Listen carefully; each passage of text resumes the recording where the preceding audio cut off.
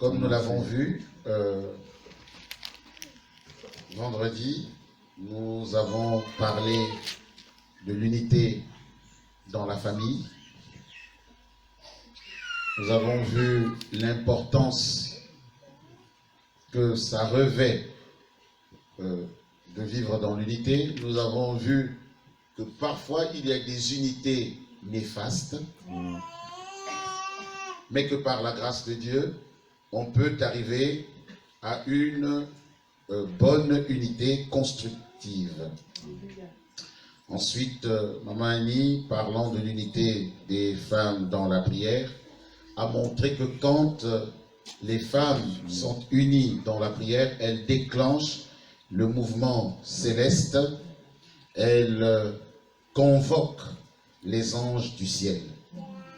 Oui, nous avons vu comment l'unité dans le couple était fondamentale pour créer une société équilibrée, pour vivre une foi équilibrée, parce que fatalement le couple est la base de la société, et surtout que l'unité du couple a commencé depuis le jardin d'Éden. C'est une unité initiale. Alors, nous allons faire un petit geste. Je vais vous demander de vous lever. Nous allons lire la parole de Dieu dans l'Évangile selon Saint Jean. L'Évangile selon Saint Jean au chapitre 17. Le thème de ce matin étant l'unité dans l'Église. Évangile selon Saint Jean au chapitre 17. Et là, nous allons lire à partir du verset 11. Voici ce qui est écrit. Je ne suis plus dans le monde, et ils sont dans le monde. Et je vais à toi, Père Saint. Garde en ton nom ceux que tu m'as donnés, afin qu'ils soient un comme nous. Lorsque j'étais avec eux dans le monde, je les gardais en ton nom. J'ai gardé ceux que tu m'as donnés, et aucun d'eux ne s'est perdu, sinon le fils de perdition, afin que l'écriture fût accomplie. Et maintenant, je vais à toi, et je dis ces choses dans le monde, afin qu'ils aient en eux ma joie parfaite. Je leur ai donné ta parole, et le monde les a haïs, parce qu'ils ne sont pas du monde, comme moi, je ne suis pas du monde. Je ne te prie pas de les ôter du monde, mais de les préserver du mal. Ils ne sont pas du monde, comme moi je ne suis pas du monde. Sanctifie-les par ta vérité. Ta parole est la vérité. Comme tu m'as envoyé dans le monde, je les ai aussi envoyés dans le monde. Et je me sanctifie moi-même pour eux, afin qu'eux aussi soient sanctifiés par la vérité. Ce n'est pas pour eux seulement que je prie, mais encore pour ceux qui croiront en moi par leur parole, afin que tous soient un, comme toi, Père, tu es en moi, et comme je suis en toi, afin qu'eux aussi soient un en nous, pour que le monde croie que tu m'as envoyé. Je leur ai donné la gloire que tu m'as donnée, afin qu'ils soient un comme nous sommes un.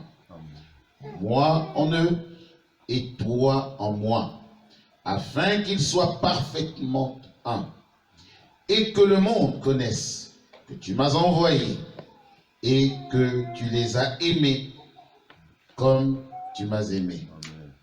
Père, je veux que là où je suis, ceux que tu m'as donnés soient aussi avec moi, afin qu'ils voient ma gloire, la gloire que tu m'as donnée, parce que tu m'as aimé avant la fondation du monde.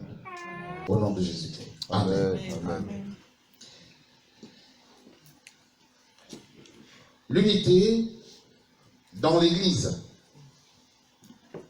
le fait d'être un dans l'Église n'est pas un vœu pieux. Ce n'est pas quelque chose que nous voulons organiser, nous, en tant que membres de l'Église, par notre propre volonté.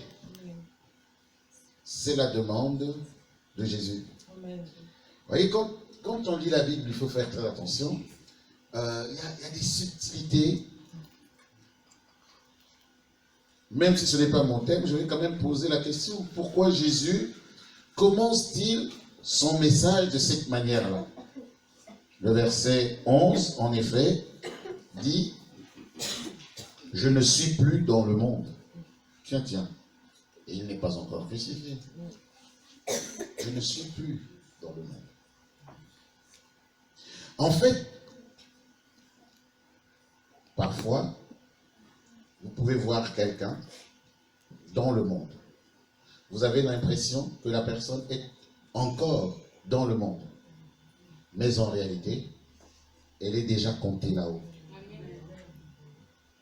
Déjà comptée là-haut.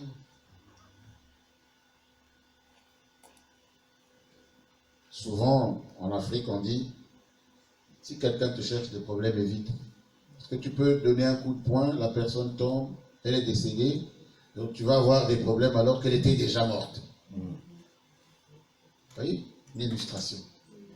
Mais je ne suis plus dans le monde. Mais il est en train de parler devant les apôtres, il est en train de parler devant les gens.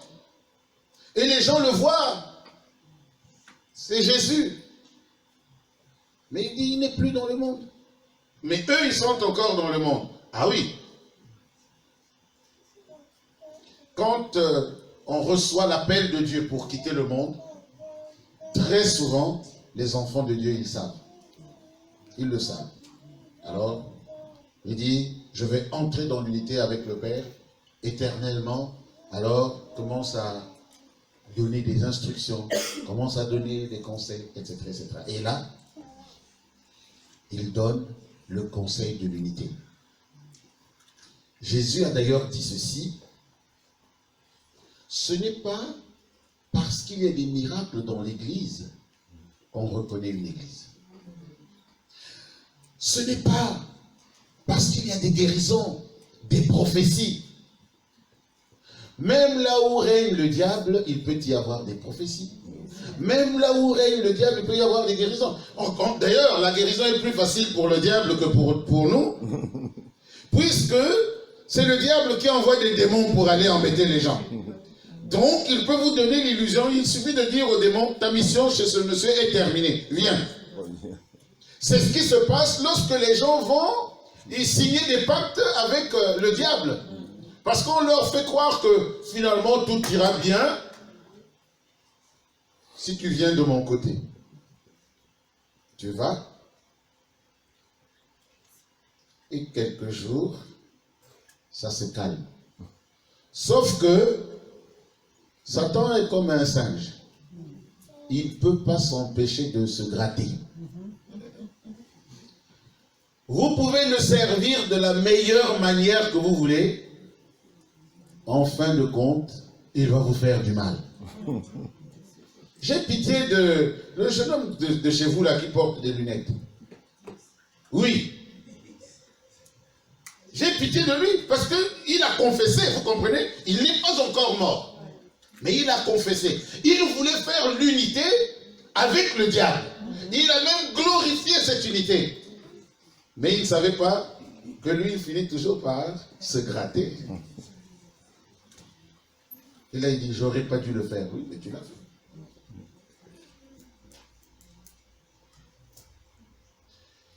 L'unité, ce n'est pas difficile. Sauf que l'unité revêt des visages différents. Toute la Bible de Genèse à Apocalypse nous parle de l'unité. Par exemple, pensez un peu, puisqu'on a dit de Genèse à Apocalypse, dans le livre de la Genèse, chapitre 11, de quoi est-ce qu'on nous parle? On nous parle d'un élan d'unité du peuple. le monde entier. C'est extraordinaire. Nimrod, quel grand évangéliste. J'aurais aimé avoir son talent. Amen. Il a fédéré le monde entier. Tout le monde, on va faire des briques. Tout le monde, on va construire une tour. Et de toutes les façons, quand on aura terminé la tour, nous serons à égalité avec Dieu. Parce que là où il y a unité, on atteint le niveau divin. Amen. Amen. Amen. Et lui, il le savait. Et Dieu a vu que le travail qu'ils étaient en train de faire, c'est la Bible qui le dit. Chapitre 11 de la Genèse. Et il dit, ces gens, ils risquent d'arriver à réaliser ce qu'ils avaient pensé. Waouh! Si vous êtes unis,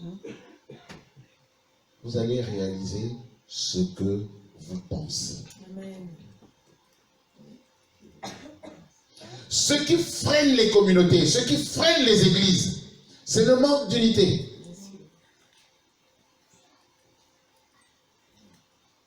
J'étais au Luxembourg il y a 2 semaines pour un séminaire là-bas. Et là, le pasteur du Luxembourg nous a montré le projet qu'ils ont. Ils vont construire un bâtiment pour l'église. La valeur du bâtiment, s'il vous plaît, c'est 100 millions d'euros. Mon épouse est là. 100 millions d'euros. Regardez, on a l'habitude de dire, nous sommes les enfants de Dieu, notre Père est tout puissant, notre Père est capable. Mais bien aimé, nous avons la mentalité de la pauvreté. Ben oui, parce que si tu projettes un Dieu qui est grand, qui est tout puissant, qui est capable, si Dieu est capable d'aller rechercher un cancer qui est caché là-bas dans le corps de quelqu'un, de l'arracher sans ouvrir, vous croyez qu'il est incapable de donner 100 millions à l'église? Non.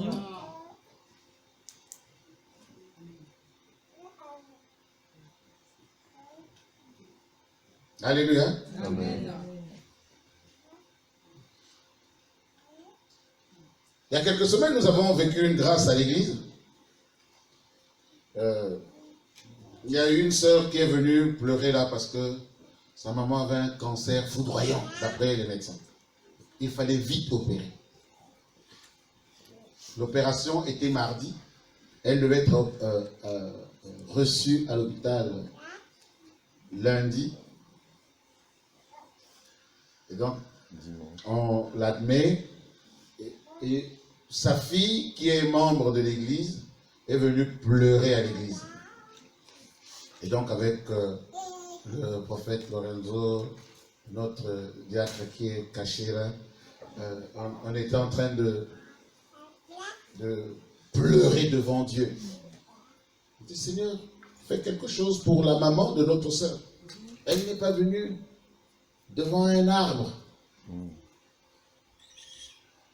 mais devant toi. Vous savez que le lendemain, elle est allée, on a fait les examens.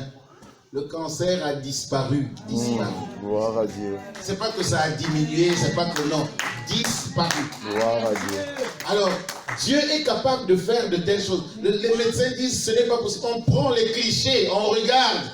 On l'a renvoyé le lundi. Donc elle devait subir l'intervention mardi. On l'a renvoyé le lundi. Retourne chez toi. Tu n'as rien. Tu n'es pas malade. Un Dieu qui est capable de faire ça, mes bien-aimés. Amen.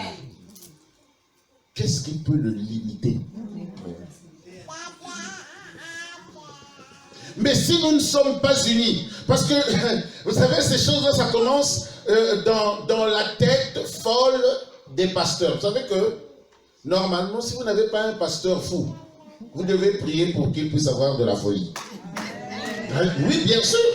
Il doit avoir de la folie, c'est-à-dire que pas la folie du monde, mais la folie de Dieu, où il voit des choses de l'impossible, parce qu'il croit que l'impossible est possible. Et vous devez le soutenir dans cette folie-là, parce que ce qu'il fait, bien aimé, beaucoup de gens, je ne comprends pas comment sont nos raisonnements. Les gens, avec Nimrod, ont pu construire une grande tour qui ne servait qu'à défier Dieu. Mais les pasteurs, leur objectif, ce n'est pas de défier Dieu, c'est de célébrer Dieu. Alors on veut construire, et le jour où on meurt, on n'amène pas l'église dans son cercueil.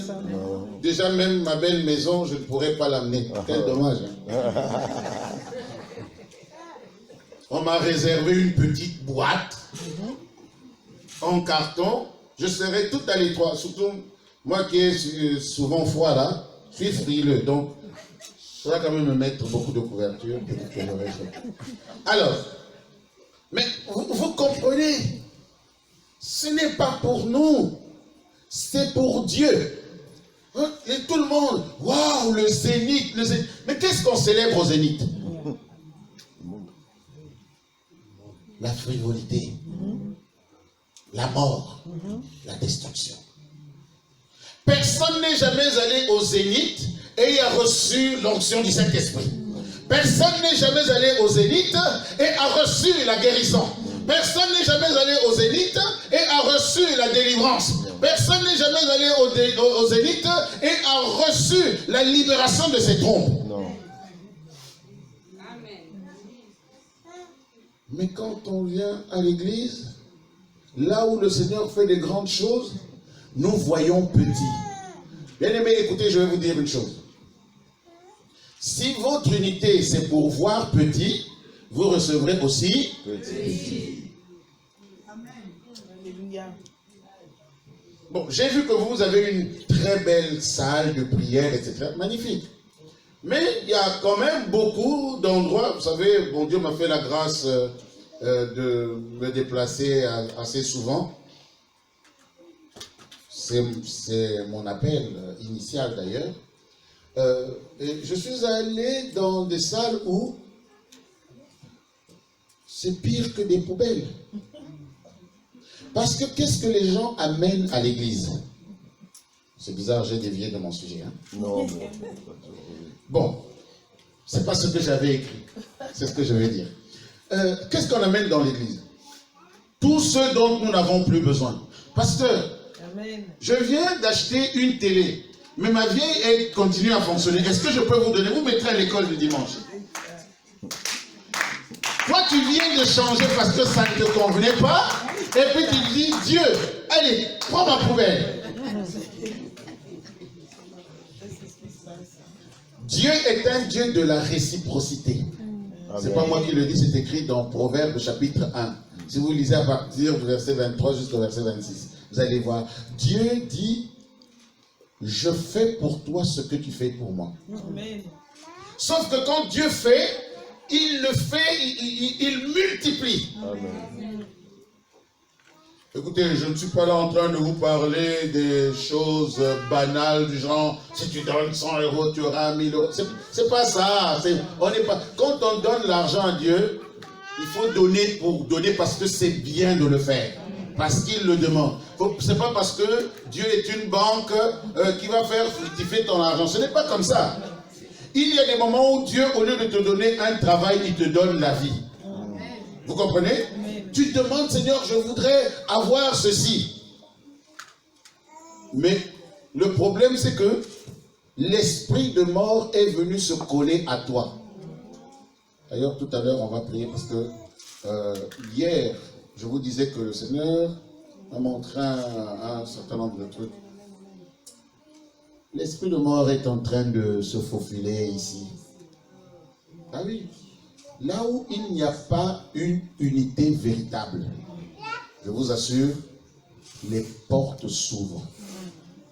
Et donc, quand Dieu voit que non, il y a l'esprit de mort qui est en train d'arriver, il se dit, mais pourquoi cette personne voudrait que je puisse lui donner de la viande à manger alors qu'il y a un vrai souci? Tu auras mangé ta viande, mais après tu vas mourir. Mais moi, je ne suis pas un Dieu de la mort, je suis un Dieu de la vie. Demandez-moi la vie. Amen. Jésus nous a dit que parfois, lorsque nous prions pour demander des choses que Dieu donne même aux païens. Il dit, vous cherchez premièrement le royaume et la justice de Dieu, parce que le reste vous sera donné par surcroît. Amen. Oh, l'église aujourd'hui, les gens passent plus de temps à demander les choses qui vous seront données par surcroît. Mais non, vous perdez du temps. Amen. Parce qu'il a dit, fais de l'Éternel tes délices et il te donnera ce que ton cœur désire. Ah, Seigneur, je voudrais la maison. Non, désire la maison. Faut pas passer du temps à la prière pour ça. Prie pour l'église, prie pour le monde, prie pour que l'esprit du monde puisse s'arrêter, prie pour le réveil dans l'église, alléluia, prie pour un déversement de la puissance du Saint-Esprit dans l'église, prie pour que tu puisses être une personne influente dans la société, apporter du positif. Mais les choses vulgaires comme des voitures, bien-aimé, Jésus n'avait pas de voiture, mais son nom est grand, son nom est saint, son nom est digne de louange. Il n'avait même pas de maison, mais son nom est grand, son nom est saint, son nom est digne de louange. Bien-aimé, ils ont construit une tour et finalement, quand on lit dans les midrash, c'est-à-dire les commentaires de l'ancien temps, on nous explique qu'ils étaient tellement attachés à ce qu'ils étaient en train de faire que lorsqu'un humain tombait de l'ouvrage, boum, il mourait, on disait, oh, c'est pas possible, il salit le sol, nettoyez vite. Et quand c'est une brique qui tombait, la personne qui avait fait tomber la brique était poursuivie en justice et tout le monde pleurait. Comment est-ce qu'on va faire pour terminer notre ouvrage, un si bel ouvrage, si nos briques peuvent tomber? Il y a des moments comme ça, lorsqu'on fait l'unité contre Dieu, l'essentiel devient accessoire et l'accessoire devient essentiel. Il y a inversion. C'est ce qui est en train de se passer dans notre société actuelle. On a inversé. L'essentiel est devenu accessoire. Dieu, on l'a évincé. Depuis qu'on a évincé Dieu, est-ce que vous n'avez pas remarqué que le monde est en train de s'enfoncer, s'enfoncer, s'enfoncer? Lorsque l'Europe était une Europe chrétienne, on n'entendait pas parler de chômage. Hein? Il n'y avait pas. Lorsque l'Europe était une Europe chrétienne, nos parents, quand ils sont venus en France, ils trouvaient du travail, ils étudiaient et ils avaient du travail. Donc, même leur petite bourse, ils la gardaient parce qu'à la fin des études, ils revenaient avec beaucoup de choses. Aujourd'hui, c'est à peine si vous pouvez même être accepté comme plongeur dans un restaurant. À une certaine époque, dans les funérariums, il n'y avait pas d'autochtones. C'était des étrangers qui travaillaient dedans. Laver des cadavres, oh, c'est pas possible. Aujourd'hui, aller chercher un travail dans un funérarium. Parce que lorsqu'il y a inversion des valeurs, la vie s'effondre. Monsieur Macron est un homme très intelligent. C'est un homme très dévoué pour la République. Mais ça ne suffit pas. Parce qu'il lui manque le truc. La chose qui vient et qui apporte la transformation. C'est-à-dire l'onction de Dieu. Alléluia.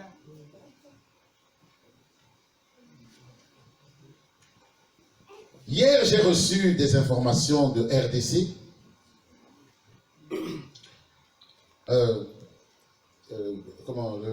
Le président Tshisekedi,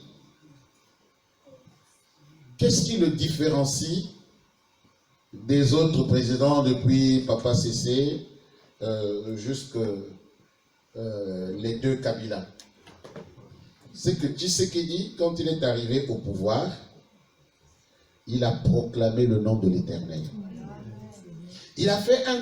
Quel que soit ce qu'on peut lui reprocher, il n'est pas grand, il n'est pas petit, il n'est pas gros, il n'est pas maigre, peu importe. Parce que les humains, c'est naturel de chercher le détail.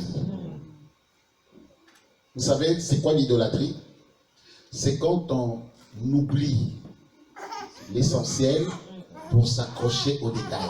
Vous voyez, Dieu c'est l'essentiel et le petit morceau de bois, c'est un détail. Alors les gens, ah mon détail, mon détail. Peu importe ce qu'on peut lui reprocher, ce monsieur s'est mis à la télévision devant tout le monde, devant le monde entier. Il a confessé ses péchés, les péchés de ses prédécesseurs, les péchés de son peuple. Il a demandé pardon. En une année, il a fait plus que les présidents qui ont travaillé avant lui. On mélange ces présidents-là avec ses voisins. Il est quand même encore au-dessus. On mélange les présidents qui l'ont précédé, les voisins et les successeurs des voisins. Il est quand même au-dessus. Hier, c'est une usine terminée de transformation de cuivre et de cobalt. Avant, les gens venaient creuser le cuivre, ils amènent, ils creusent, ils amènent. Désormais, ça se transformera au Congo. Amen. Amen. Vous voyez la différence? Il a uni son peuple dans la prière. Il a uni son peuple dans la crainte de Dieu. Et maintenant, il a demandé, Seigneur, marche devant nous. Si M. Macron, s'il décide un jour que, voilà, moi aussi je vais mettre Dieu devant, la France sera sauvée. Amen. Amen. Les gilets jaunes ne s'amusent pas. C'est du sérieux. Mais M. Macron, il ne s'amuse pas non plus. Il fait tout ce qu'il peut. Mais à l'impossible, nul n'est tenu. Il n'y a que Dieu qui est capable d'amener l'impossible au possible. Amen.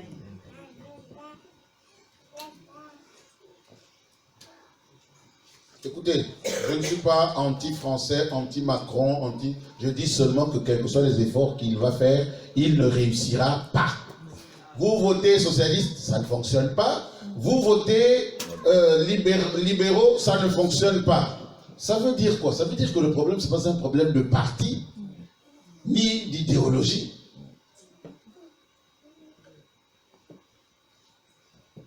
Un seul apporte l'existence. C'est Dieu. Amen. Donc c'était une unité négative. Et dans l'Église, on voit aussi des unités qui sont des unités négatives tournées contre le responsable.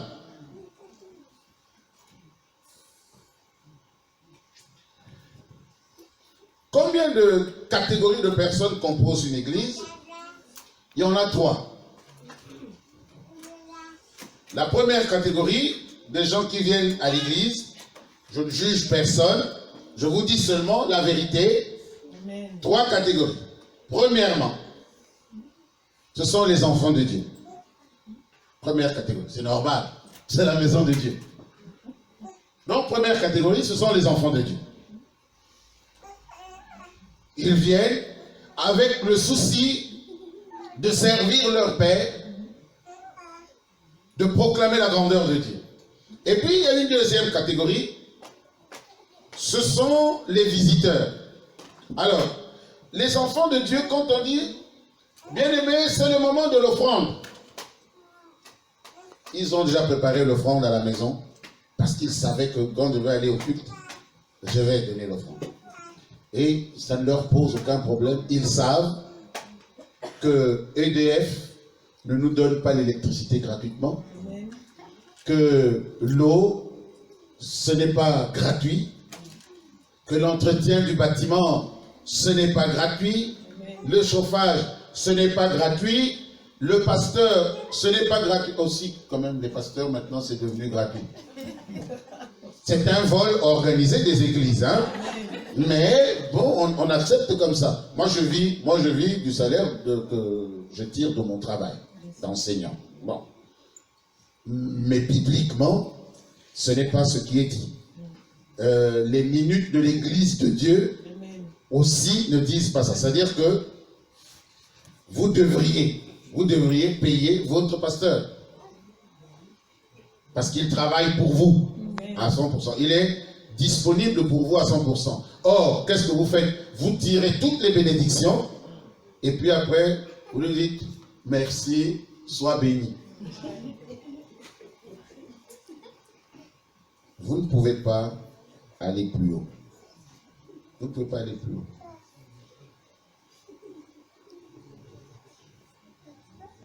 Investissez en Dieu, vous allez voir comment Dieu va vous surprendre. Amen. Je ne vais pas insister. Non. Amen.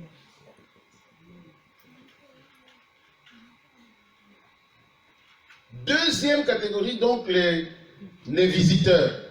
Un visiteur, les programmes de l'église, ce n'est pas trop son truc. Donc de temps en temps, il vient. Et parfois, il ne vient pas. D'ailleurs, il dit, mais le pasteur aussi, chaque fois, il fait des programmes. Mais non, mais chaque semaine, c'est toujours comme ça. C'est pas un programme inventé. Mais le visiteur n'est jamais content. Il murmure. Lorsqu'on dit, nous allons acheter une nouvelle guitare, le visiteur n'est pas concerné. Il dit, mais pourquoi il veut une nouvelle guitare? Il ne comprend pas la vision de l'église. C'est normal, c'est un visiteur. Le visiteur, quand on organise des séances de prière, on dit voilà, nous allons avoir une semaine de jeûne et de prière. Ce n'est pas le problème du visiteur. Oui, c'est juste un visiteur. Je ne sais pas à quelle catégorie vous appartenez.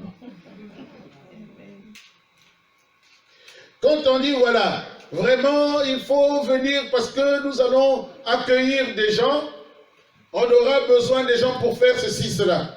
Oui, les enfants de Dieu viennent, les membres viennent, mais les visiteurs, en tout cas j'espère qu'ils vont réussir.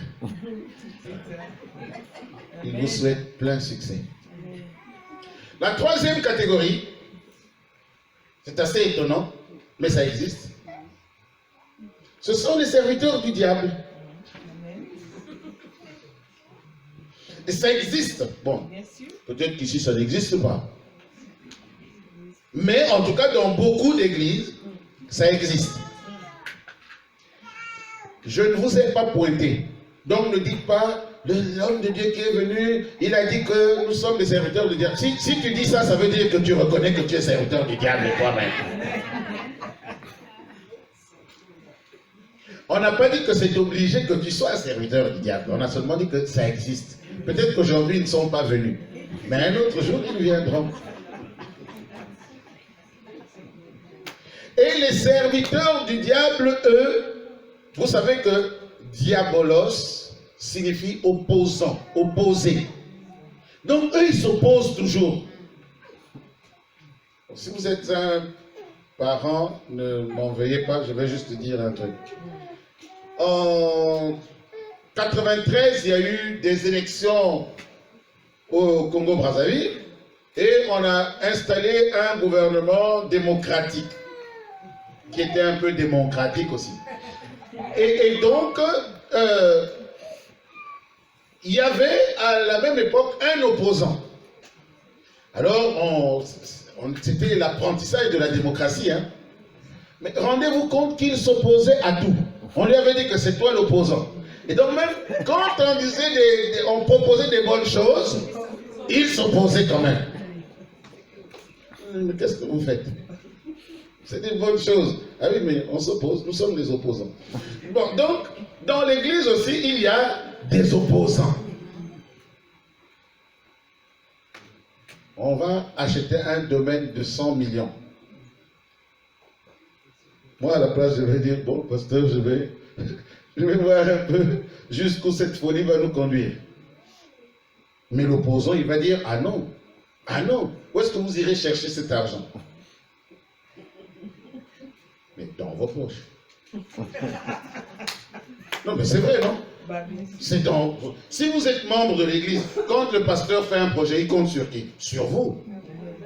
Mais c'est une bonne chose, c'est pour ça que je disais que si votre pasteur n'est pas suffisamment fou, priez pour qu'il le soit. Pourquoi? Parce que comme c'est vous qui devez apporter l'investissement, ça veut dire que lui, sa prière va être pour que vos caisses puissent être renflouées, et de sorte que vous pouvez apporter. Et donc, s'il voit grand pour vous, alors ça veut dire que vous serez dans la grandeur pour pouvoir apporter dans la maison du Seigneur.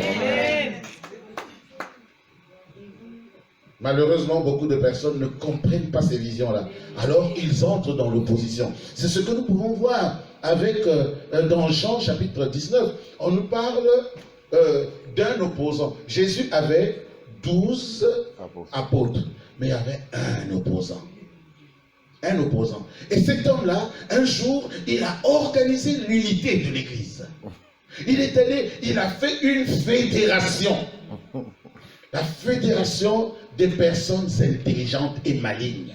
Vous savez c'est qui le malin, hein? Alléluia. Amen. Vous savez bien c'est qui le malin? Eh bien, ils ont fait la fédération des personnes malignes avec leur chef devant. Et ils se sont unis pour aller attraper Jésus. Mais imaginez un peu, la Bible disait que dans Judas qui était à la tête, il y avait le Satan, le démon qui était en lui. Donc toutes les personnes qui étaient en train de suivre Judas dans l'unité, ils n'étaient pas dans l'unité avec Judas, mais ils étaient dans l'unité avec Satan. Amen. Il y a des moments où l'unité comme ça t'amène à suivre Satan. Tu penses que, puisque le raisonnement logique te montre que c'est la voie à suivre, tu penses que tu es dans la voie, dans la bonne, mais tu es en train de suivre Satan. Amen. Et tu fais son œuvre. Ces gens-là, ils étaient contents. Oui, cette fois-ci, on va régler les problèmes. Il faut la paix dans notre pays. Nous voulons la paix dans notre pays. Il y a des moments comme ça. Moi, je n'entre pas dans n'importe quelle manifestation. Parce que quand nos amis francs-maçons font des réunions dans leur loge, ils décident de comment ils vont faire pour vous manipuler. Alors les gens pensent que parce que c'est passé à la télévision, donc c'est bon. Non, non, non. Non. Il y a même des gens qui attendent d'entendre ce que la télévision dit pour venir prêcher. Non. L'Église doit être en avance par rapport au monde. Or, nous avons perdu cette avance. À cause de l'absence. Aujourd'hui, beaucoup de pasteurs ont du mal à enseigner la sainteté dans leurs églises. Pourquoi? Parce qu'on a peur de disperser. Alors les gens sont unis, mais ils sont même unis dans le péché. Derrière le diable. Il y a peut-être quelqu'un ici qui suit Judas. Reviens. Reviens auprès de Jésus-Christ. Amen.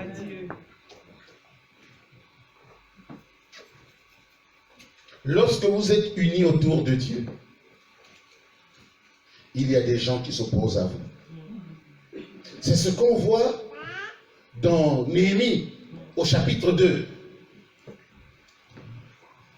Le Jérusalem est détruit, pour ne pas dire détruite. Et il y a quelqu'un, un leader spirituel, qui a à cœur de bâtir Jérusalem.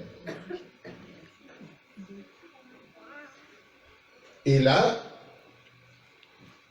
Sambala, Tobija, des noms bizarres aussi,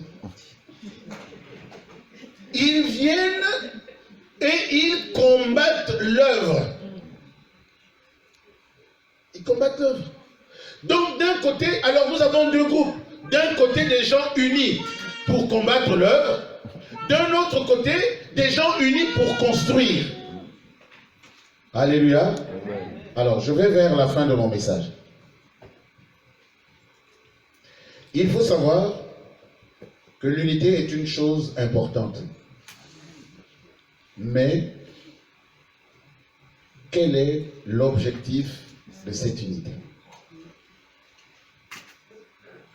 Donc, on ne peut pas être content en disant, oui, nous sommes dans l'église, nous sommes unis, nous avons la même pensée. Mais qui est à la tête de cette pensée-là? Qui est-ce qui est à la tête? Il faut être unis pour construire ensemble à la gloire de Dieu. Amen.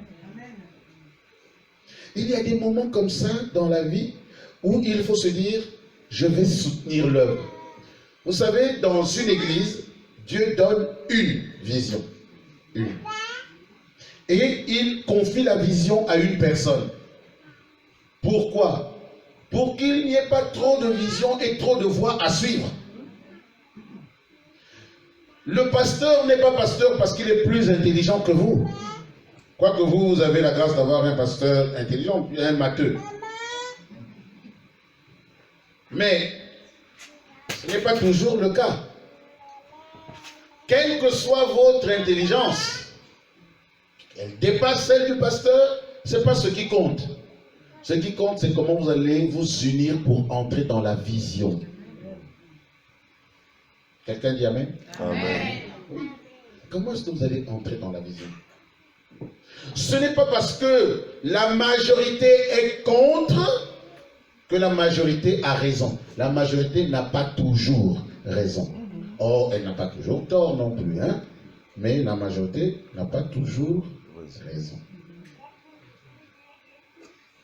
Aujourd'hui, dans nos églises où on a tendance à tout mettre au vote, nous passons à côté de l'essentiel. Vous croyez que si on dit au monde, on va voter pour la sainteté, vous croyez que la sainteté va gagner? Non. Pas du tout. Pas du tout.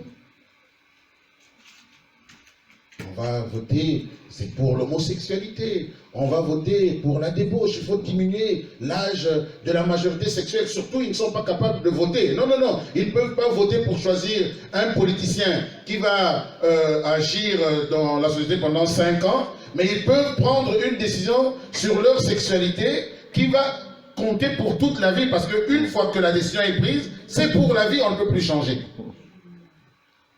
Dans quel monde nous sommes? Sambala, Tobija, ils viennent dans l'église et ils essayent de vous convaincre. Ils ont des bons raisonnements, ils ont des bons arguments. Mais ça ne suffit pas. Il faut demander la vision de Dieu.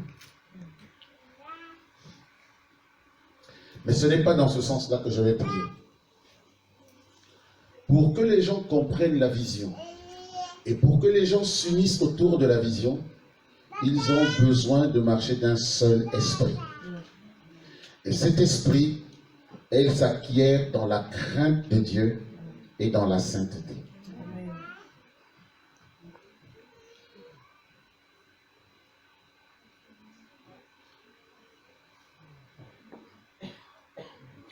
Il y a quelques portes qui sont ouvertes. Quelques portes qui sont ouvertes.